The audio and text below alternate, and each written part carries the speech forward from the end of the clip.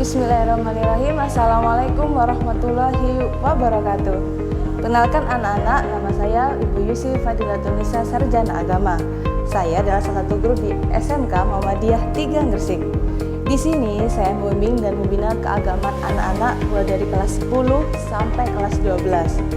Nah, kenapa sih agama itu penting untuk anak-anak kita?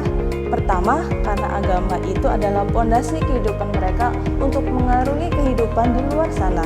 Dan yang kedua, zaman dahulu kala Nabi kita Rasulullah SAW menyebarkan agama dengan mengorbankan jiwa, harta, darah, raga, dan lain sebagainya. Maka semangat itu jangan sampai luntur di generasi sekarang ini. Maka atas dasar dua itu saya sangat semangat untuk menyebarkan agama dan membina agama anak-anak dari kelas 10 sampai kelas 12. Nah anak-anak, sebelum kita memulai pelajaran kita pada pagi hari ini, marilah kita bersama-sama membaca basmalah. Bismillahirrahmanirrahim. Nah anak-anak, sekarang coba perhatikan gambar pertama di sebelah kanan Bu Yusi. Lalu perhatikan gambar kedua. Terakhir perhatikan gambar ketiga. Nah, setelah kalian perhatikan dengan seksama ketiga gambar di sebelah kanan, sekarang coba kalian perhatikan gambar di sebelah kiri Bu Yusi. Lihatlah gambar pertama, lalu lihatlah gambar kedua, dan lihatlah gambar ketiga. Nah, setelah melihat seksama perbandingan antara gambar di sebelah kanan Bu Yusi dan gambar di sebelah kiri Bu Yusi, apakah kalian bisa menyimpulkan pelajaran kita pada pagi hari ini?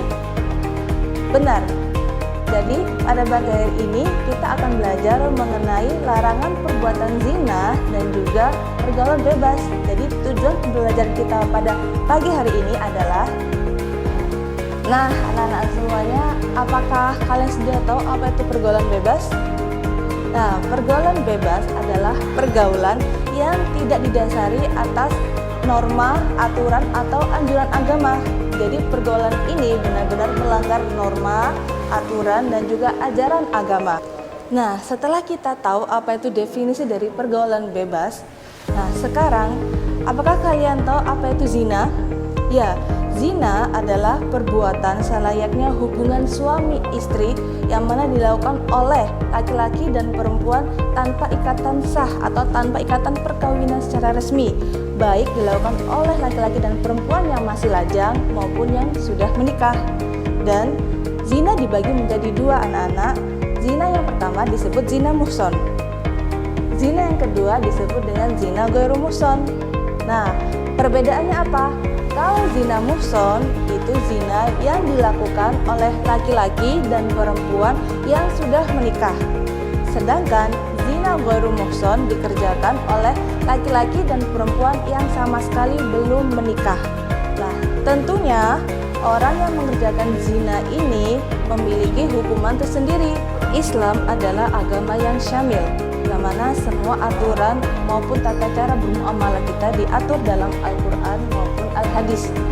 Anak-anak, kita simak dulu cuplikan ayat Al-Quran, yaitu ayat Al-Quran surat Al-Isra ayat 32 dan juga surat An-Nur ayat 2. وَلَا تَقْرَبُوا الزِّنَا إِنَّهُ كَانَ فَاحِشَةً وَسَاءَ سَبِيلًا الزَّانِيَةُ وَالزَّانِي فَاجْلِدُوا كُلَّ وَاحِدٍ مِّنْهُمَا 100 جَلْدَةٍ وَلَا تَأْخُذْكُمْ بِهِمَا رَأْفَةٌ فِي دِينِ اللَّهِ إِن كُنتُمْ تُؤْمِنُونَ بِاللَّهِ وَالْيَوْمِ الْآخِرِ وَلْيَشْهَدْ عَذَابَهُمَا طَائِفَةٌ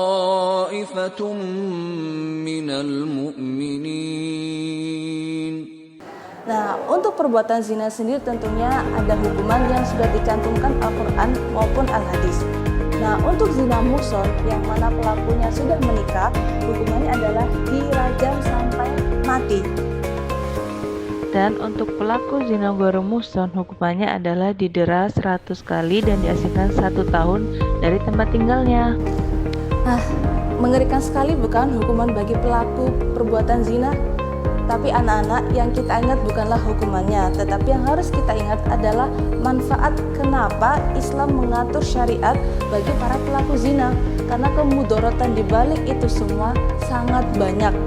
Kalian bisa melihat ya, para pelaku zina ini memiliki banyak sekali kemudaratan baik bagi dirinya sendiri maupun bagi orang lain.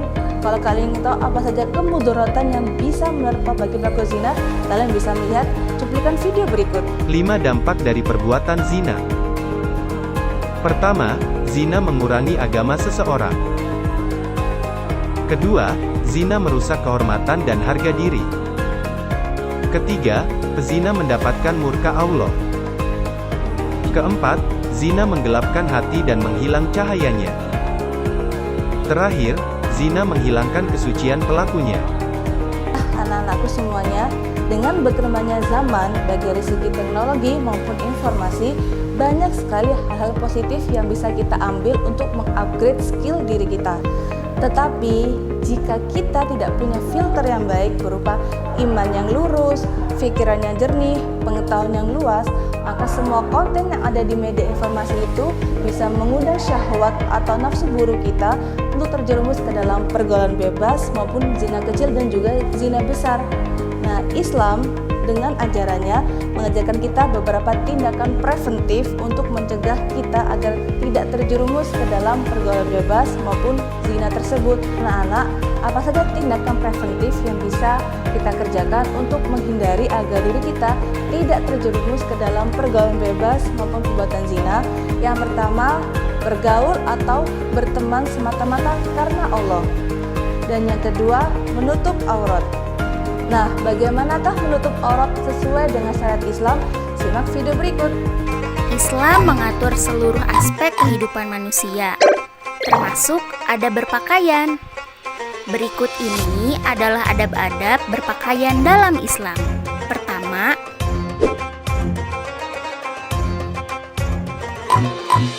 memakai pakaian yang menutup aurat.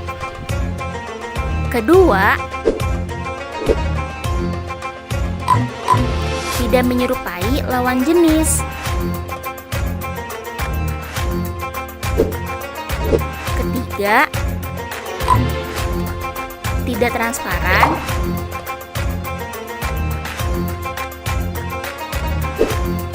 Dan yang keempat,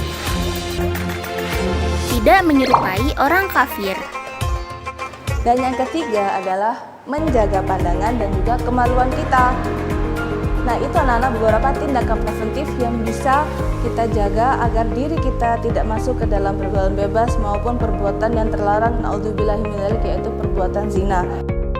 Selain 3 tindakan preventif tadi yang bisa menjaga diri kita agar tidak terjerumus ke dalam pergaulan bebas maupun perbuatan zina, ada juga beberapa adab maupun tindakan yang tidak boleh kita lakukan ketika bertemu atau ketika bergaul dengan lawan jenis. Yang pertama adalah berkholwat. Berkholwat adalah berkumpulnya laki-laki dan juga perempuan dalam satu tempat yang sepi, ataupun kalaupun tidak sepi, tempat itu bisa ramai tetapi tidak ada orang lain yang sadar atau tahu akan keberadaan kita. Dan yang kedua adalah ihtilat. Ihtilat adalah bercampurnya antara laki-laki dan juga perempuan tanpa kain penghalang apapun. Dan yang ketiga atau yang terakhir adalah berdandan atau bersolek secara berlebihan. Anak-anak, jangan sampai kita berdandan atau bersolek secara berlebihan, karena itu bisa mengundang syahwat atau nafsu dari lawan jenis. Kecuali kalau kita berdandan niatnya untuk menghias diri di hadapan suami kita. Alhamdulillah, telah sampailah kita pada puncak materi kita pagi hari ini. Semua materi mengenai larangan perbuatan zina maupun program bebas telah Busi sampaikan kepada kalian semua. Semoga apa yang Busi sampaikan bisa bermanfaat bagi kalian dan juga Busi pribadi. Dan jangan sampai kita menjadi salah satu orang yang diperbudak oleh nafsu kita sehingga kita terjerumus ke dalam perbuatan yang dilarang oleh agama. Nah, Nana, untuk semakin menambah pengetahuan kalian mengenai materi ini, kalian bisa mengakses link di bawah ini ataupun kalian juga bisa mengklik barcode yang ada di bawah ini. Marilah kita tutup pertemuan kita kali ini dengan baca hamdalah bersama-sama.